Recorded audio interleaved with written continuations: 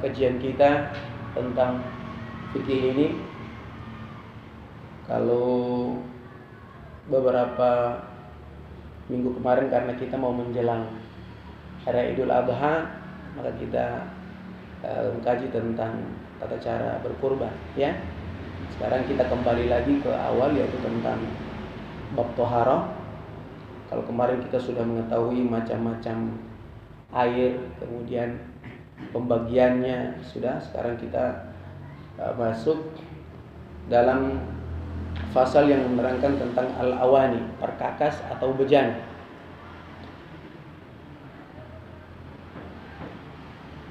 Hukmu isti'malu awani dzahab wal fiddah. Apa hukumnya menggunakan perkakas, wadah, tempat yang terbuat daripada emas ataupun perak? Apa hukumnya? Yuhramu isti'malu awani dzahab wal fiddah fi jami' wujuhil isti'mal. Diharamkan menggunakan wadah-wadah, perkakas, tempat-tempat yang terbuat daripada emas ataupun perak. Secara mutlak, apapun segi penggunaannya. Di sini contohkan kalau wudu, seperti wudu. Mungkin sekarang sudah ada kemajuan. Dulu kalau kita mau wudu ambil air dari tempat tempayan ataupun dari bak, ya, itu di bak. Sekarang sudah enak, dikasih kemudahan pakai keran. Kerannya terbuat daripada emas ataupun perak. Wasyarab, contohkan di sini kita minum pakai gelas yang terbuat daripada emas ataupun perak. Hukumnya adalah haram. Illa li daruratin ka'allam yajid ghairaha.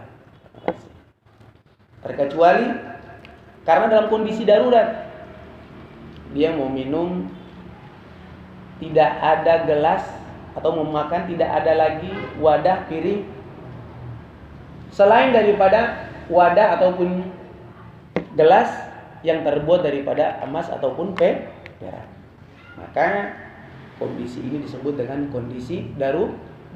Dan telah kita ketahui bersama dan sering saya katakan bahwasanya ada kaidah usul fikih, ad-darurat tubihul mahzurat. Darurat itu dia memperbolehkan sesuatu atau hal-hal yang tadi sebelumnya dilarang. Minum pakai gelas yang terbuat dari emas ataupun perak dilarang. Makan daripada tempat yang terbuat dari emas ataupun perak, piringnya juga dilarang. Sendok garpu yang terbuat daripada emas dan perak itu juga dilarang. Tetapi kalau tidak ada yang lain lagi, hanya yang itu saja yang ada, ini namanya kondisi darurat. Diriwayatkan daripada Imam Al-Bukhari pada hadis ke-5110 dan Imam Muslim pada hadis ke-2067, an Hudzaifah ibn al-Yaman radhiyallahu anhu qala, dari Hudzaifah ibn al-Yaman radhiyallahu anhu, beliau berkata, sami'tu Rasulullah sallallahu alaihi wasallam yaqul, aku pernah mendengar Rasulullah sallallahu alaihi wasallam bersabda. Beliau berkata, la talbasul harira, janganlah kalian menggunakan sutra, sarung dari sutra, pakaian dari sutra. Walad dibaj, dibaj itu adalah salah satu bentuk sutra yang paling baik kualitasnya, dibaj. Wala tashrabu fi aniyati adh-dhahabi wal fiddah, dan janganlah kalian minum dengan menggunakan wadah yang terbuat daripada emas dan perak. Wala ta'kulu fi sihafiha, dan juga makan menggunakan piring yang terbuat daripada emas ataupun perak. Fa innaha lahum fid dunya wa lana fil akhirah. Kata Rasulullah sallallahu alaihi wasallam, karena sesungguhnya emas dan perak ini digunakan oleh orang-orang kafir di dunia, dan nanti kita akan gunakan untuk kita akan menggunakannya di akhirat. Sekarang belum, ya.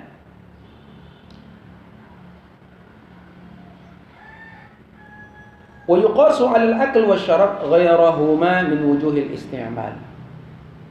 Dan dikiaskan, tahu kias ya? Kita memindahkan daripada hukum, menyamakan hukum ini dengan hukum yang lain. Dikiaskan keharamannya juga selain daripada makan dan minum, juga penggunaan yang lain. Duduk, tempat tidur, ranjang, ya kan? Dan yang lain sebagainya. Itu juga diharamkan baik untuk laki-laki ataupun perempuan. Maka ada yang tanya, Ustaz, lalu bagaimana untuk yang perempuan, wanita, dia menggunakan perhiasan? Ini ada pengecualian, ya. Pengecualian terhadap perhiasan untuk perempuan. Al-hulli, perhiasan khususnya untuk perempuan ini diperbolehkan, ya. Wa yajuzu isti'maluha linnisaiha wala lirijaliha. Khusus untuk perempuan diperbolehkan, adapun untuk laki-laki tidak diperbolehkan. Hukumnya adalah haram. Laki-laki pakai cincin terbuat dari emas, pakai gelang terbuat dari emas, rantai terbuat dari emas, tidak boleh. Pakai anting-anting ikut-ikutan orang barat, ya, terbuat dari emas. Oh, ini keren ini. Gaul apanya? Bahkan dalam beberapa riwayat Rasulullah Shallallahu Alaihi Wasallam bersabda, orang yang makan menggunakan wadah ataupun minum juga menggunakan wadah yang terbuat daripada emas dan perak, bahwasanya Allah yujarjir fi butuni atau fi batnihi nar. Allah akan membuat perutnya ini, ya kan, daripada api neraka. Maka hukum menggunakan wadah emas yang terbuat daripada emas dan perak ini hukumnya adalah haram. Terkecuali daripada kondisi ataupun keadaan-keadaan yang darurat. Sehingga dalam beberapa pendapat, di antaranya juga Imam An-Nawawi, beliau mengatakan bahwasanya kalau makan dan minum saja diharamkan, padahal makan dan minum itu merupakan suatu kegiatan yang sangat sering kita lakukan, ya, maka untuk penggunaan yang lain lebih diharamkan, ya, juga diharamkan. Kalau makan dan minum saja diharamkan, berarti penggunaan yang lain juga diharamkan. Ini pendapat daripada Imam An-Nawawi. Selanjutnya, hukum isti'malul awanil al-mudabbaba bil-dhahab wal-fiddah. Apa hukumnya menggunakan wadah, tempat ataupun perkakas yang disepuh? Tahu disepuh ya? Ditambal. Ya, sepuh. Atau punya cincin terbuat dari tembaga, biar dia warna sedikit menyala, disepuh dengan emas ataupun perak. Tapi bukan murni emas ataupun perak, ya. Disepuh, dilapisi, ya. Apa hukumnya? Yahrumu isti'malu ma dubbiba bil-dhahabi mutlaqan, sawa'un kanat ad-dabbah saghira aw kabira. Diharamkan menggunakan suatu benda yang disepuh dengan emas secara mutlak. Maksudnya secara mutlak ini yaitu penggunaannya, penyepuannya itu sedikit ataupun banyak, tetap hukumnya adalah haram mutlak. Oh, sedikit saja biar dia kelihatan menarik. Dari jauh tuh ya bagus. Penyepuhannya dengan emas, kadar penyepuhannya itu sedikit saja ataupun banyak, hukumnya adalah haram mutlak. Bagaimana dengan penyepuhan dengan perak? Wa amma tadbib bil fiddah fa in kana ad-dabba saghira li ghairi zina jaza.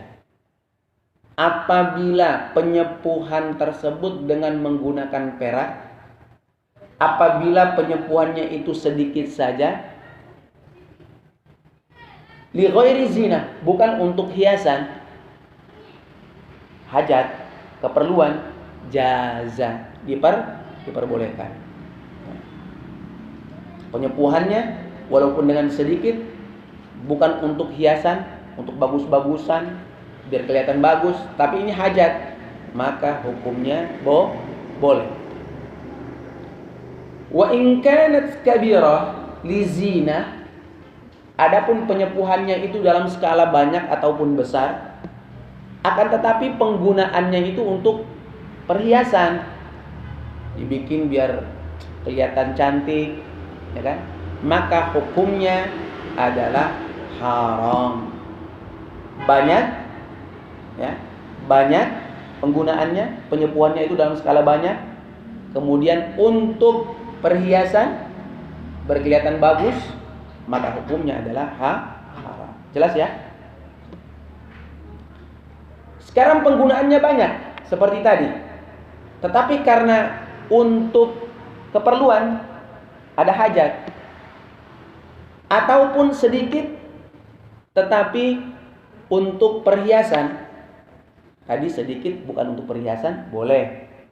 Banyak untuk perhiasan, haram. Sekarang banyak karena hajat, bukan untuk perhiasan. Atau sedikit karena untuk perhiasan, maka hukumnya adalah makruh. Hukumnya adalah makruh. Dalil diperbolehkan ataupun dasar diperbolehkannya menyepuh, melapisi, ya, suatu benda dengan emas ataupun perak karena keperluan. Ini berdasarkan riwayat Imam Al-Bukhari pada hadis ke-5315 dari riwayat Sayyidina Asim Al-Ahwal qala, beliau berkata, ra'aitu qadahan Nabi sallallahu alaihi wasallam 'inda Anas bin Malik wa kana qad insada'a fasalsalahu bi fiddah. Kata Sayyidina Asim, saya pernah melihat gelas besar, mug, qadah, gelasnya Nabi sallallahu alaihi wasallam yang ada pada Sayyidina Anas bin Malik. Wa kana qad insada'a fasallalahu bi fiddah. Dan gelas ini, mug ini, gelas besar ini sudah diretak di beberapa tempat. Sudah ada retak, kadang-kadang juga bolong, dia pecah. Fasallalahu bi fiddah, kemudian ditambal dengan perak. Wa qala Anas, maka Sayyidina Anas mengatakan, laqad saqaitu Rasulullah sallallahu alaihi wasallam fi hadzal qadah akthar min kada wa kada. Dan aku telah memberikan minum, menuangkan minum kepada Rasulullah sallallahu alaihi wasallam dengan menggunakan gelas ini, ya, kepada Rasulullah sallallahu alaihi wasallam sudah lebih daripada beberapa kali, kata Sayyidina Anas.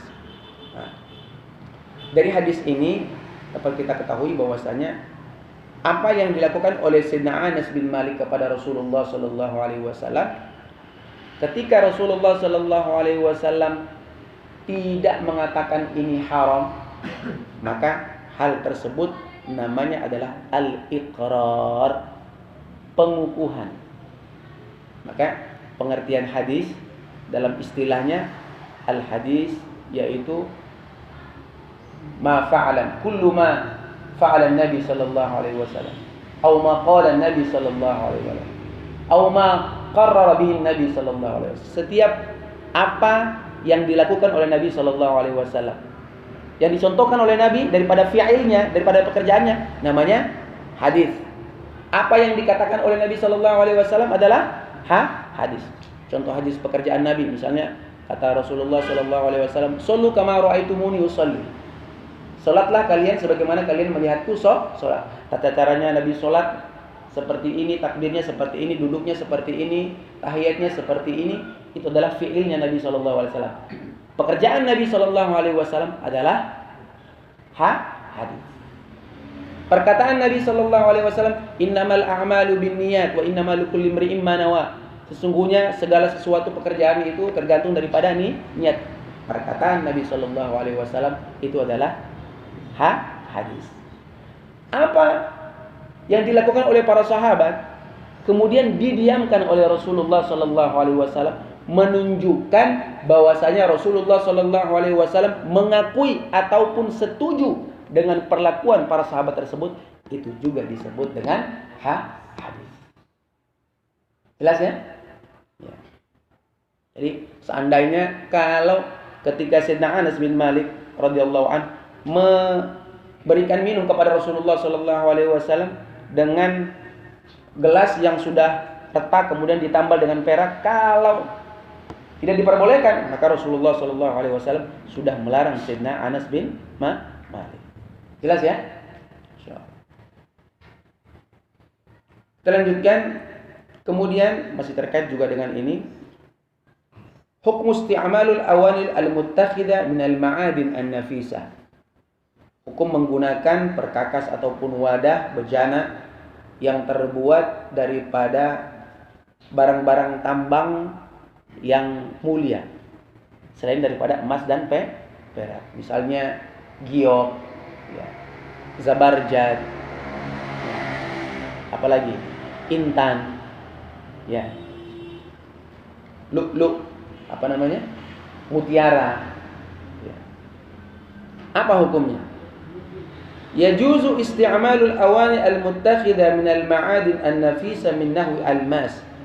Diperbolehkan menggunakan daripada beberapa wadah ataupun barang yang diambil daripada tambang-tambang yang mulia seperti almas, ya, seperti apa? Intan, wal lu'lu', mutiara, al-marjan, ini bentuk daripada batu-batu marjan, ya, dan yang lainnya. Nah, dulu kalau mungkin masih ramenya apa namanya, batu-batu cincin tuh, apa, bacan, ya, apalagi obi, bagus-bagus ya. Ini apa hukumnya? Hukumnya diperbolehkan, ya, hukumnya kenapa diperbolehkan? Li'adami wurudin nas bin nahyi anha, karena tidak ada nas ataupun dalil yang mengharamkan daripada penggunaan barang tersebut. Ya, ini dalam mazhab Imam Syafi'i. Wal aslu al-ibaha ma lam yarid alaihi ma lam yarid dalilut tahrim. Dan segala sesuatu itu hukum asalnya adalah mubah. Hukum asal sesuatu itu hukumnya adalah mubah, boleh, terkecuali ada dalil yang mengharamkan. Jadi saya contohkan, makan, hukumnya apa? Makan, kita makan, hukumnya apa? Mubah, ya, hukumnya mubah. Dia bisa berubah hukumnya apabila yang kita konsumsi itu benar atau tidak. Kita minum khamar, yang tadi mubah, sekarang jadi apa? Haram. Karena minum haram hukumnya, dalilnya sudah jelas dalam Al-Quran. Jelas ya? Kita makan hukumnya apa? Mubah. Tetapi ketika kita makan atau makan barang-barang yang haram, makan bangkai, makan dan yang lainnya, hukumnya menjadi haram. Makan sampai kekenyangan, kenyangnya sampai muntah, hukumnya haram. Tadi mubah berubah jadi haram. Jelas ya? Penggunaan daripada batu-batu permata, batu-batu yang mulia ini, hasil-hasil tambang yang mulia ini selain daripada emas dan perak, ini diperbolehkan karena tidak ada dalil yang mengharamkan. Selanjutnya masih terkait juga dengan penggunaan perkakas ataupun wadah. Apa hukumnya? Hukum isti'malul awanil kuffar. Bagaimana hukumnya menggunakan wadah, barang, perkakas, tempat bejana daripada orang-orang non-muslim? Orang-orang non muslim. Apa hukumnya? Kita mau makan, beritahu nih, oh tetangga kita ini non muslim. Kita mau makan pakai piringnya, minum pakai gelasnya. Apa hukumnya? Yajuzu isti'malu hadil awani. Diperbolehkan menggunakan wadah-wadah ini. Maksudnya wadah-wadah mereka. Lima rawahul Bukhari, sebagaimana hadis yang diriwayatkan oleh Imam Al-Bukhari pada hadis ke-5161 an Abi Tha'labah radhiyallahu an, dari riwayat Abi Tha'labah radhiyallahu an, anna Nabi sallallahu alaihi wasallam qala, bahwasanya Nabi sallallahu alaihi wasallam bersabda, ini potongan daripada hadisnya, ighsiluha wa kulu fiha. Basuhlah ia, basuh wadah tersebut dan makanlah menggunakannya. Di kronologi ataupun asbabul wurud daripada hadis ini, sahabat pernah bertanya, ya Rasulullah, kita ini lagi berjalan singgah di desa perkampungan suatu kaum ini Yahudi dan Nasara. Sekarang kita mau makan, kita mau minum, kita mau makan, tidak menemukan piring ataupun wadah yang kita gunakan untuk makan selain daripada wadah mereka, piring-piring mereka. Apakah boleh kita menggunakannya? Sahabat bertanya. Maka kata Rasulullah sallallahu alaihi wasallam, apabila kalian tidak menemukan daripada selain daripada wadah-wadah mereka, faghsiluha, maka basuhlah wadah-wadah tersebut, wa kulu fiha, dan makanlah dengan menggunakan wadah-wadah tersebut. Wal amru bi ghusliha li istihbab ihtimal talawwuth biha bi isti'mal kuffar laha bi khamrin aw khinzirin wa ghairihima. Maka perintah daripada Rasulullah sallallahu alaihi wasallam dalam hadis di atas untuk membersihkan, membasuh daripada wadah-wadah tersebut, ini hukumnya adalah sunnah. Hukumnya adalah sunnah dalam rangka kita mungkin tidak tahu, ya, mungkin tidak tahu bahwasanya ini digunakan dengan apa namanya, mereka gunakan untuk makan barang-barang yang haram atau tidak, karena kita tidak melihat langsung. Kalau kita melihat langsung maka hukumnya wajib untuk dibersihkan, ya kan? Mohon maaf, misalnya mereka masak, mohon maaf, anjing, ya kan? Dan makan pakai menggunakan piring tersebut. Kita lihat tidak ada piring lagi, kita mau pakai piring tersebut. Boleh dipakai? Boleh, tetapi dibasuh dengan tata cara syar'i yang Islam. Bagaimana? Dibasuh 7 basuhan, salah satunya dibasuh dengan tanah ataupun debu. Jelas ya? Jelas ya? Ya. Tapi karena ini kita tidak tahu, kita masih mereka, sudah, tetap kita basuh. Ya, kita basuh. Karena takut, ini pernah mungkin digunakan dengan memakai barang-barang yang haram tadi, maka disunahkan untuk dibasuh. Wa mithlul awani al-isti'malu thiyabahum wa nahwiha. Dan juga seperti hukumnya menggunakan wadah-wadah mereka, juga diperbolehkan untuk menggunakan daripada pakaian-pakaian mereka. Apakah boleh? Boleh, dengan syarat dibasuh terlebih dahulu. Jelas ya? Dibasuh terlebih dahulu. Alhamdulillah, dari sini kita sudah selesai membahas tentang hukum menggunakan wadah ataupun tempat. Di sini ada yang mau bertanya, silahkan untuk bertanya.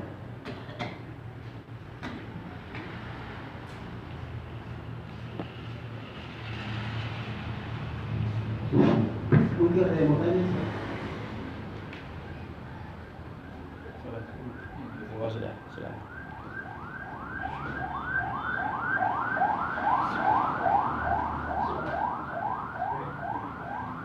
Assalamualaikum warahmatullahi wabarakatuh.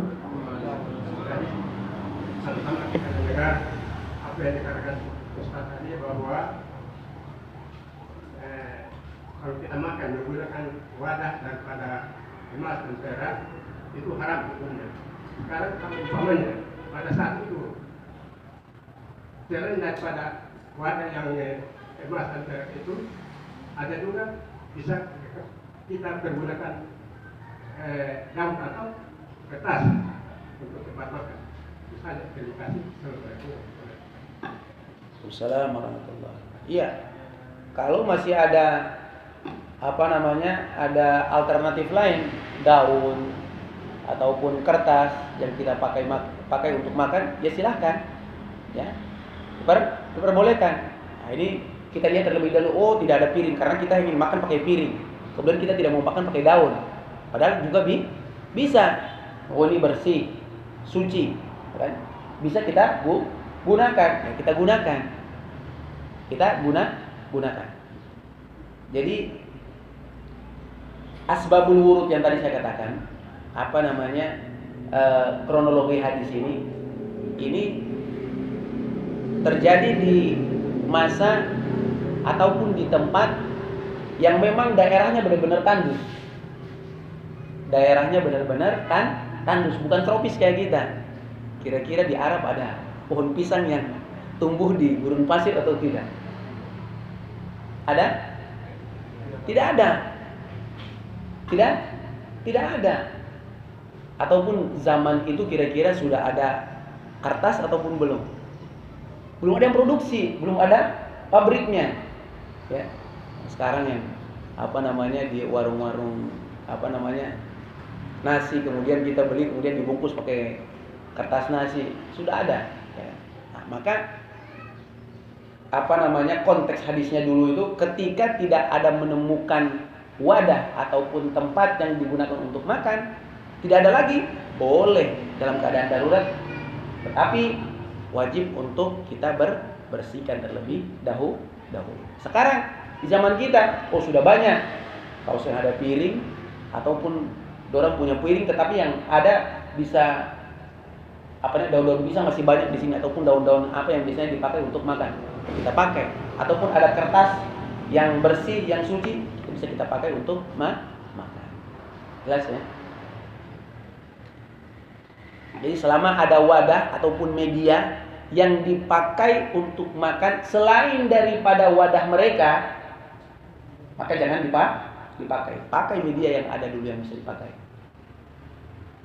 Kalau sudah tidak ada sama sekali, baru boleh menggunakan wadah mereka, tetapi dengan syarat harus dibersihkan terlebih dahulu.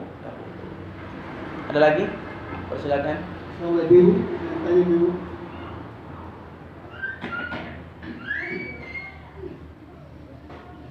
Yang mau tanya silakan. Masih berkisar tentang ini dulu ya. Mengenai wadah atau piring yang tempat makan yang dari orang yang bukan Islam. Kalau kita lihat misalnya di orang itu di rumah itu memang ada anjing. Apakah piring yang kita mau makan itu harus dibuat menurut syariat yang 7 kali itu, ataukah hanya kita cuci saja? Kemudian mereka punya jualan buah-buah gitu, buah mangga yang mereka jual yang memang ada di rumah, di situ ada anjing. Itu bagaimana kalau kita Iya, sama. Ketika kita sudah mengetahui ini tadi sudah jelas ya, hadisnya sudah jelas bahwasanya awanil kufar, wadah tempatnya orang-orang kafir, non muslim. Kalau kita mau makan diperintahkan sama Rasulullah SAW untuk kita membasuh, ya, dibasuh terlebih dahulu. Ya, ini agar menjaga kebersihan yang telah diajarkan oleh Islam. Dan juga kita mengkhawatirkan daripada najis-najis yang mungkin masih menempel di wadah-wadah tersebut.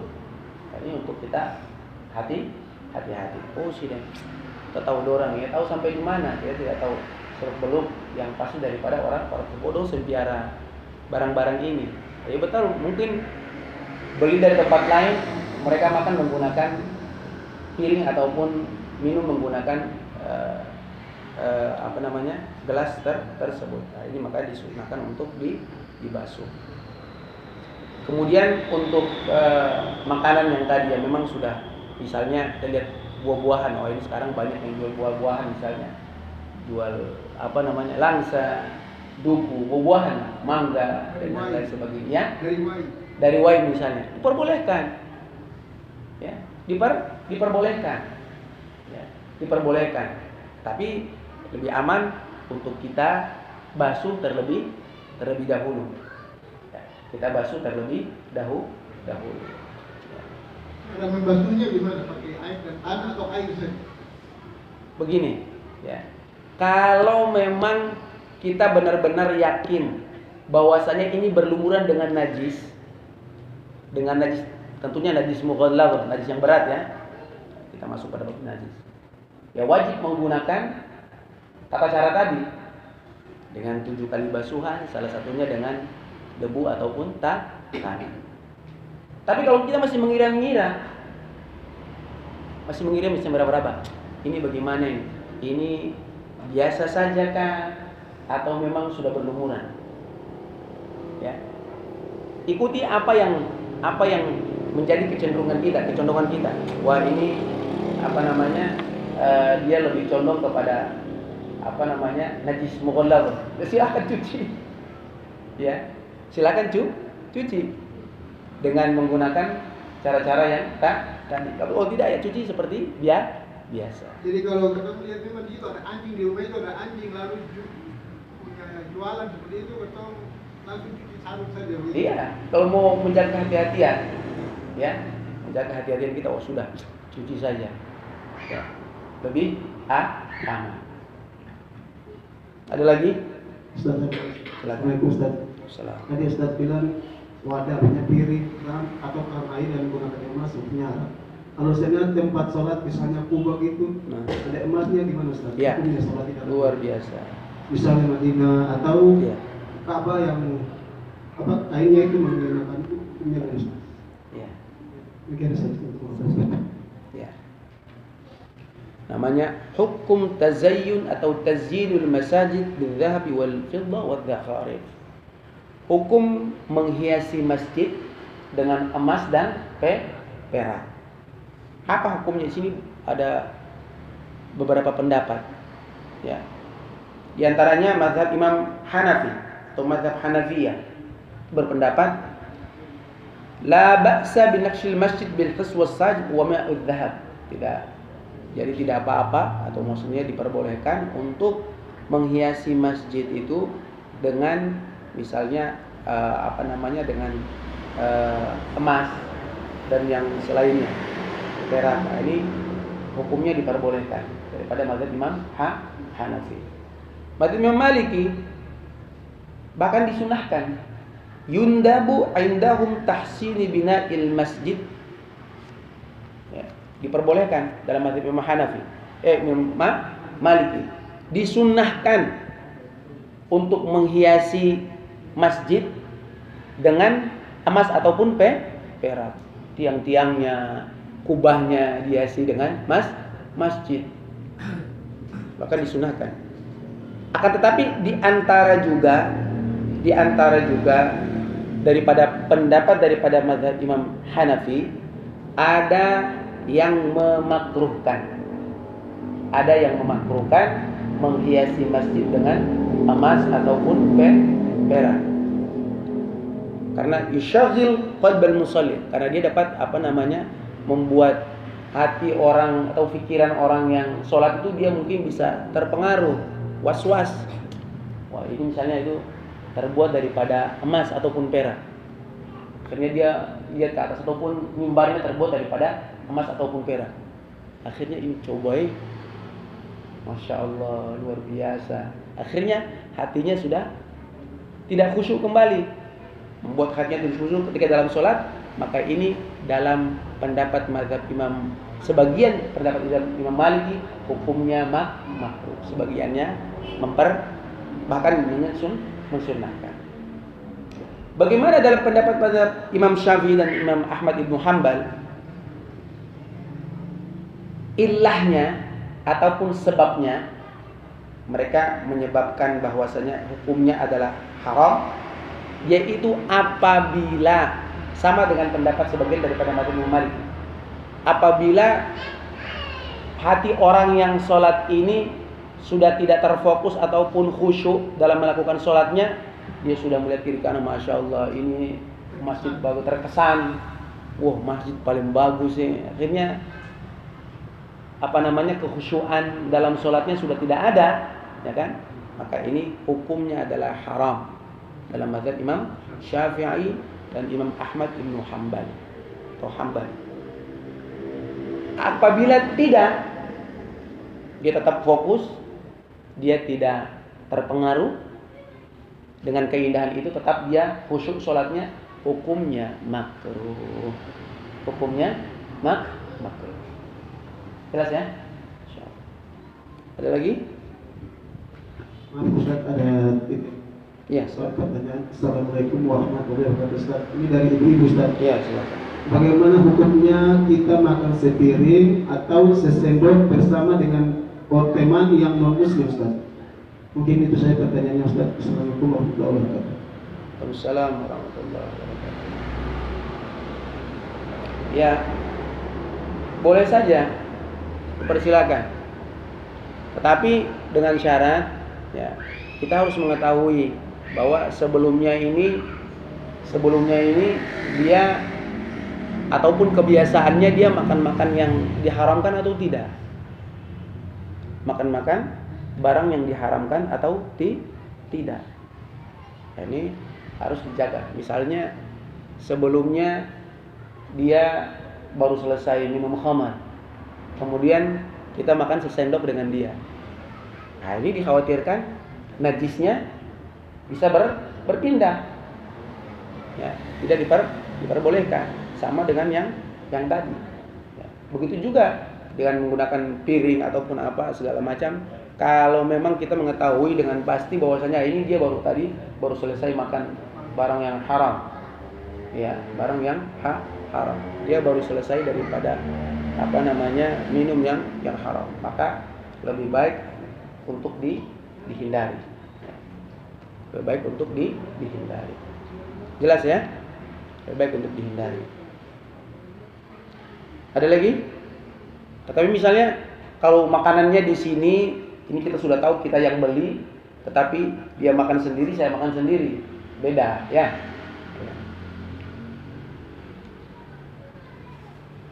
Ada lagi terkait dengan masalah wadah ataupun tempat? Kalau tidak ada lagi kita lanjutkan, ya. Kita lanjutkan ya. Kita lanjutkan tentang macam-macam bersuci, anwa'ut thahara. At-taharatu naw'ani. Bersuci itu ada dua macam.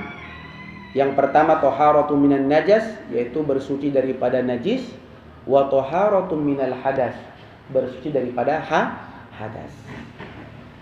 At-taharatu minan najas, makna najas, makna ataupun arti najis, kullu mustaqdhirin, setiap yang kotor.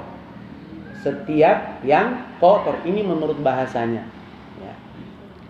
Sedangkan dalam pengertian syara'nya, mustaqdhirun yamna'u sihhatas shalah, kotoran yang dapat mencegah sahnya sholat. Kotoran yang dapat mencegah sahnya sholat disebut dengan najis. Sekali lagi, kotoran yang dapat mencegah sahnya sholat disebut dengan najis. Contohnya lagi sholat, cicak jatuh, ya, di badan kita ataupun tempat kita sholat, di baju kita, ya, ataupun di tubuh kita, ya, maka hukumnya adalah najis. Cicak ini hukumnya adalah najis. Dia menghalangi, membatalkan sahnya sholat. Kita sholat di tempat ataupun kita pakai sarung, ya kan, yang sudah berlubungan dengan misalnya najis, air pipis, maka hukumnya adalah najis. Jelas ya? Hukumnya adalah najis karena dia membatalkan sahnya sholat. Jelas? Karena ketika kita sholat harus suci, baik daripada badan, tempat, ataupun pakaian yang kita gunakan. Dan saya ingatkan kembali yang sudah sering-sering yang saya katakan, setiap kotoran itu belum tentu najis, dan setiap najis sudah pasti kotor. Sholat ada mungkin di kerah-kerah baju, di kerah-kerah lengan, bekas-bekas keringat, kemudian tertempel dengan debu, akhirnya dia hitam. Ya, kotor atau tidak? Kotor. Najis? Belum tentu najis. Ya kan? Sandal kita mungkin ada pasirnya ataupun ada tanah, kita injak, tidak sempat untuk bersihkan. Kita masuk masjid, tidak sempat untuk bersihkan, tidak tahu kalau ada tanah di kaki. Kita masuk, kita sholat. Hukum sholatnya sah atau tidak? Sah selama tanah ataupun yang kotoran tadi dia tidak berlumuran dengan najis. Tidak semua kotor itu najis, tapi setiap yang najis itu kotor. Jelas ya? Insyaallah.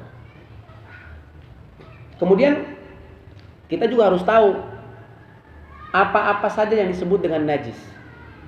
Yang pertama, banyak ya. Di antaranya al-khamru wa kullu ma'in muskirin. Khamar, minuman keras, dan setiap segala sesuatu yang cair yang memabukkan, hukumnya adalah najis. Khamar, minuman keras, ya kan? Sedikit ataupun banyak, saya Ustaz tidak akan sedikit saja, sing mabuk, tetap hukumnya najis, haram untuk dikonsumsi. Ini dia tidak memabukkan, sedikit saja, ya kan? Tapi kadang sing bagoyang. Tahu minum itu bagoyang sing sedikit saja, tetap hukumnya najis. Ya, dalam mazhab Imam Syafi'i hukumnya najis. Dasarnya adalah firman Allah Subhanahu wa taala dalam surah Al-Maidah ayat 90, innamal khamru wal maisiru wal ansabu wal azlamu rijzun min amali syaitan fajtanibu. Sungguhnya khamar, maisir adalah berjudi, ya, mengundi nasib, menyembelih sesuatu untuk berhala, ya. Itu semua hukumnya adalah najis, haram, rijzun. Kata-kata rijzun diambil atau ditafsiri oleh mazhab Imam Syafi'i ini sebagai najis. Kata-kata rijzun, ya, kotoran di sini disebut sebagai najis. Fajtanibu, maka jauhilah. Kata-kata jauhi ini hukumnya adalah untuk dihindari, larangan berarti. Hukumnya adalah haram. Kemudian juga sabda Rasulullah SAW dalam hadis yang diriwayatkan oleh Imam Muslim pada hadis ke-2003. Kullu muskirin khamrun. Setiap yang memabukkan itu adalah khamar. Wa kullu khamrin haram. Dan setiap khamar, minuman keras, hukumnya adalah haram. Dikiaskan juga sekarang mungkin narkoba, ya, hukumnya adalah haram. Saat yang ada narkoba dalam hadis dan Quran, ada yang memperbolehkan karena tidak ada dalam hadis dan Quran. Dalilnya apa? Narkoba hukumnya haram. Dikiaskan kepada khamar karena dia memabukkan, merusak akal pikiran, sehat, hukumnya haram. Yang pertama. Yang kedua, apalagi yang dikategorikan sebagai najis? Al-kalb wal khinzir, anjing dan babi. Ini juga merupakan najis. Rasulullah SAW bersabda dalam hadis yang diriwayatkan Imam Muslim pada hadis ke-279, "Tahuru ina'i ahadukum." Bersihnya wadah salah seorang di antara kalian, idza walagha fihil kalbu, apabila dijilat oleh anjing, ayyaghsilahu sab'a marratin ulahunna biturab. Dalam riwayat lain, awwaluhunna biturab. Bersihnya wadah salah seorang di antara kalian apabila dijilat oleh anjing, maka hendaklah ia basuh 7 kali. Salah satu basuhannya yaitu dengan tanah ataupun dengan debu. Dalam riwayat lain, awwaluhunna, yaitu pertama basuhan yaitu dibasuh dengan debu. Itu dalam riwayat yang lain. Ataupun dalam riwayat Imam Ad-Darulqutni, ihdahunna, ya, salah satunya. Selanjutnya yang juga merupakan najis, al-mayyitah, bangkai. Ini yang kemarin kita bahas sebelum Lebaran kemarin ya, Idul Adha, terkait dengan kurban. Wa hiya kullu hayawanin mata bi ghairi zakatin syar'iyyah. Setiap hewan yang mati tanpa penyembelihan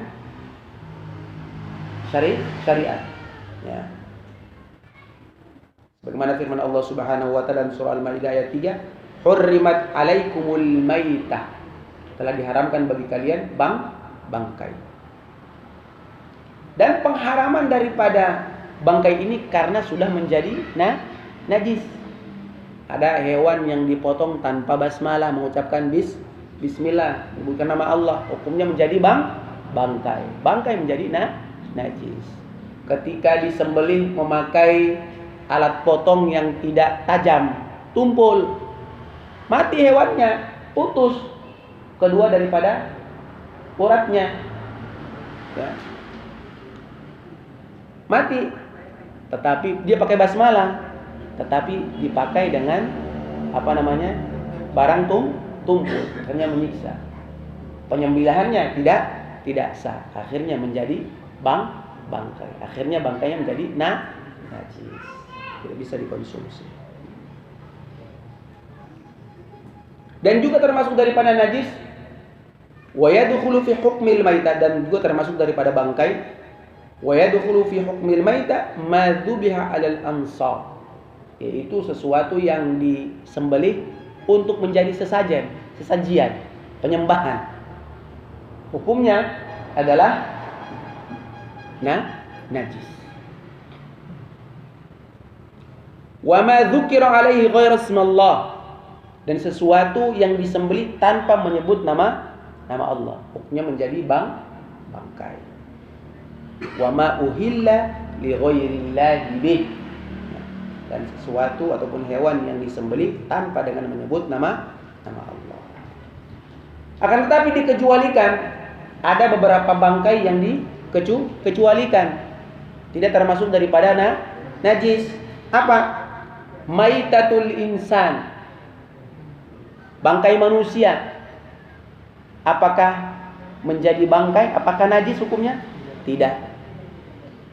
Orang meninggal najis atau tidak? Tidak. Ya. Dia tidak najis. Allah Subhanahu wa taala berfirman dalam surah Al-Qur'an, surah Al-Isra, "Wa laqad karramna bani Adam," dan telah kami muliakan anak Adam, manusia.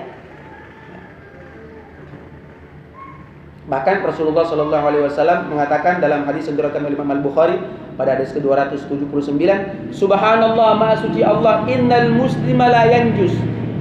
Seorang muslim, orang Islam itu tidak najis, hayyan au maitan. Hayyan wa maitan. Baik dia hidup, dia mati, tidak najis. Dia tetap suci. Wa qala Ibnu Abbas radhiyallahu an, dan Ibnu Abbas pernah juga berkata, al-muslimu la yanjus. Seorang muslim itu tidak najis, hayyan wala maitan, baik dia hidup ataupun mati. Kemudian juga dikecualikan daripada bangkai, yaitu bangkai ikan dan belalang. Itu tidak merupakan najis. Bangkai tetapi dia tidak najis. Ada ikan kemudian dia mati dengan sendirinya, ada belalang dia mati dengan sendirinya, dapat dikonsumsi karena dia tidak termasuk daripada bangkai yang najis, dikecualikan. Uhillat lakum maitatani wa damani, kata Rasulullah sallallahu alaihi wasallam dalam hadis yang diriwayatkan oleh Imam Ibnu Majah, telah dihalalkan, diperbolehkan bagi kalian, yaitu 2 bangkai dan 2 darah. Fa ammal maitatani fal hut wal jarad. Adapun 2 bangkai ya, yaitu ikan dan belalang. Wa ammad damani, adapun dua darah, yaitu al-kabidu wattihal, hati dan limpa. Hati dan limpa. Hati dan limpa ini dari darah, ya, asalnya dari darah. Ketika sudah diambil, boleh untuk dikonsumsi. Sekarang ini ada yang beredar, ada orang potong hewan, sapi ataupun kambing ataupun domba, kemudian ditadah di wadah, kemudian dikeringkan. Apa bahasanya apa ya? Belum ada di sini ya. Di beberapa tempat, beberapa daerah ada. Jadi sudah dikeringkan darah tersebut, dedeh ya, dedeh. Kemudian dipotong-potong, kemudian dikonsumsi. Ya, ini hukumnya adalah najis. Darah yang diperbolehkan hanya dua, yaitu limpa dan hati. Limpa, hati, ini diperbolehkan. Selain daripada itu, hukumnya adalah haram. Kemudian juga yang merupakan najis, ad-dam as-sa'il wa minhul qaid, darah yang mengalir, dan juga diantaranya itu nanah. Ini hukumnya adalah najis. Kita sholat, kemudian kita punya bisul, tahu-tahu bisulnya pecah, ya kan? Bisulnya apa? Pecah. Bisulnya di lutut pas sujud, pecah, dia melumuri sarung ataupun pakaian yang kita gunakan. Nah, ini jadi najis. Ya. Najis. Dari firman Allah Subhanahu wa taala dalam surah Al-An'am ayat 145, "Au daman masfuhan." Atau daripada darah yang mengalir, "Au lahma khinzirin," ataupun daging babi, "Fa innahu rijsun." Maka sesungguhnya itu adalah rijis. Kata-kata rijis ini adalah najis. Dan dikecualikan dua darah tadi sudah ya, yaitu darah limpa dan hati. Kemudian dia juga yang termasuk najis, baulul insan wa ghaituhu, kotoran manusia termasuk najis, ya, termasuk najis. Wa baulul hayawan wa farathuhu wa farathihi aw warathihi, dan juga kotorannya hewan, hukumnya tetap najis. Hukum kotoran manusia, kotoran hewan, hukumnya adalah najis. Diriwayatkan dari Imam Al-Bukhari pada hadis ke-217 dan Imam Muslim pada hadis ke-284, anna a'rabiyan bala fil masjid. Kan bahwasanya ada orang A'rabi, orang yang masih awam, orang Badui awam, tidak tahu tentang agama. Dia kencing di masjidnya Rasulullah sallallahu alaihi wasallam di Madinah. Faqala Rasulullah sallallahu alaihi wasallam, maka Rasulullah sallallahu alaihi wasallam mengatakan, subbu alaihi dhanuban mimma. Jadi kalau lihat kronologinya, ini semua mata sahabat tertuju kepada dia. Ini orang berani buang air dalam masjid. Siapa yang kira-kira sekarang berani mau buang air dalam masjid? Misalnya ada satu orang mau buang air dalam masjid, tahu bagaimana kira-kira? Bisa ketemu. Iya, bukan tidak tahu adab apa segala macam, pasti udah marah. Banyak yang kita, ini masjid, buang air dalam masjid. Ini namanya orang yang tidak tahu agama. Orang yang buta agama, Arabi, orang polos, tidak tahu. Baru memeluk Islam, kemudian baru tahu dia sholat dalam masjid, ya kan? Dia kencing dalam masjid. Dia pikir udah sama saja dengan di luar, karena pada saat itu masjidnya Rasulullah SAW belum ada ubin, belum diplester seperti ini, belum dikasih keramik, ya, belum ada keramik dalam dahulu belum ada semen, ya kan? Masih tanah. Ketika ada orang yang buang air, dia sudah kering, selesai. Ya kan? Dia pikir di dalam masjid sama dengan di luar. dia kencing, dia buang air, sudah selesai, kering, sudah selesai. Tidak ada bekasnya. Dia pikir demikian. Maka kata Rasulullah sallallahu alaihi wasallam, "Da'uhu", biarkan dia. Karena dia tidak tahu, biarkan dia. Subu alaihi dhanuban min ma'. Siramilah satu ember dengan air. Siramilah daripada bekas najis tersebut dengan satu ember daripada air. Maka perintah Rasulullah sallallahu alaihi wasallam dari hadis tersebut untuk menyirami bekas najis tersebut ini menunjukkan adalah hal tersebut adalah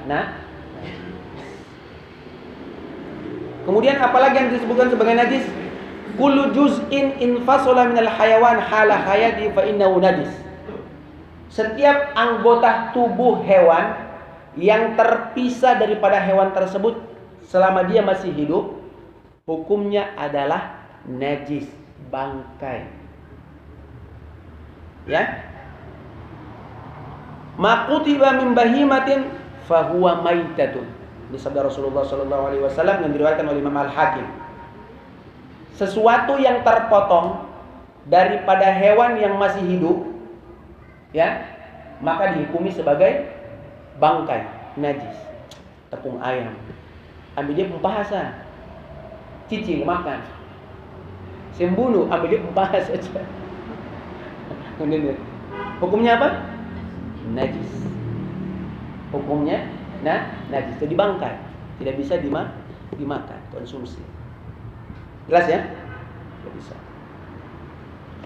Wa yustasna min dzalika sya'run wa rishul hayawan al-ma'kulul lahm fa innahu tahir. Akan tetapi dikecualikan daripada anggota tubuh hewan yang terpisah daripada hewan tersebut ketika dia masih hidup. Ada beberapa anggota tubuh yang dikecualikan. Misalnya seperti bulu hewan, bulu domba, kan? Kalau domba dia punya bulu lebat, ya kan? Kemudian dicukur, diambil bulunya, dibikin wol, dibikin benang, dibikin jaket dan macam-macam, dibikin sejadah dari bulu domba.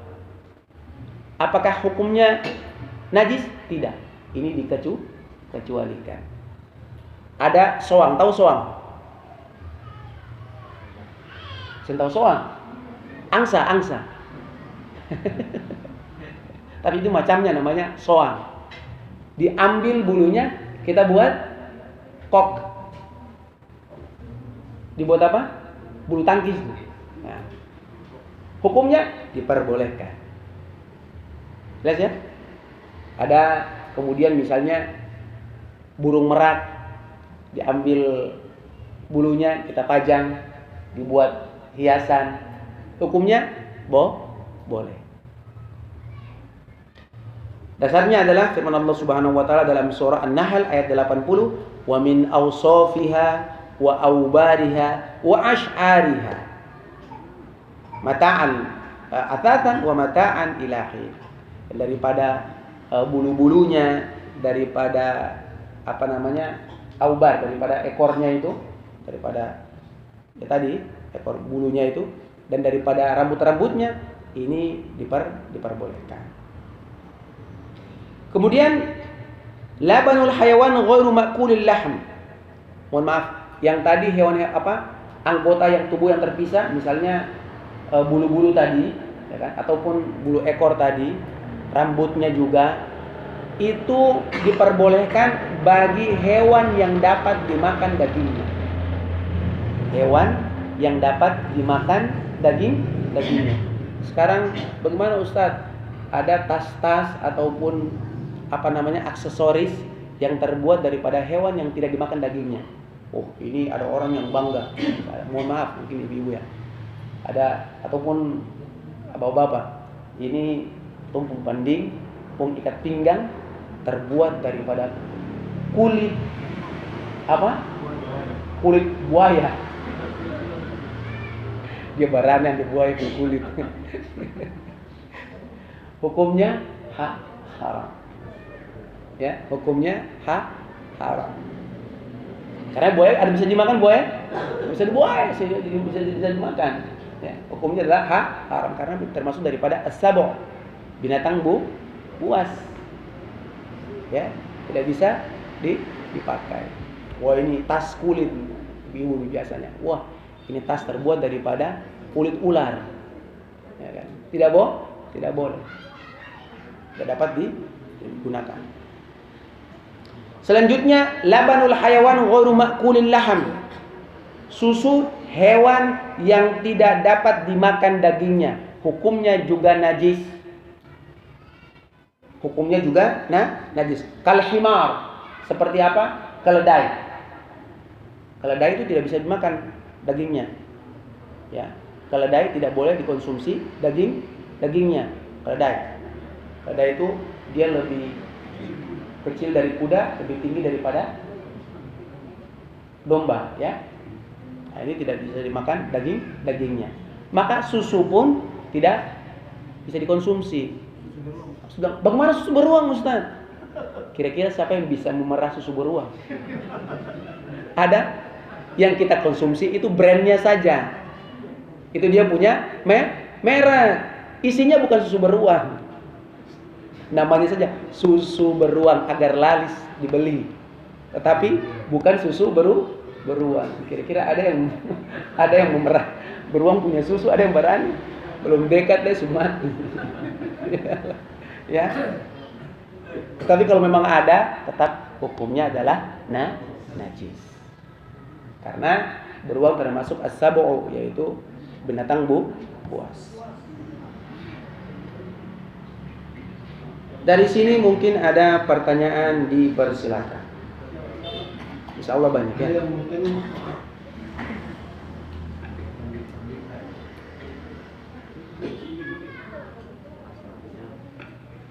Assalamualaikum warahmatullahi wabarakatuh. Yang pertama, Ustaz, mengenai tai cicak itu, Ustaz. Iya. Kalau betul sudah melaksanakan sholat, dalam melaksanakan sholat tiba-tiba cicak dia berak kena kita punya pakaian, apakah sholat itu sah atau tidak, Ustaz? Terima kasih, Ustaz. Kalau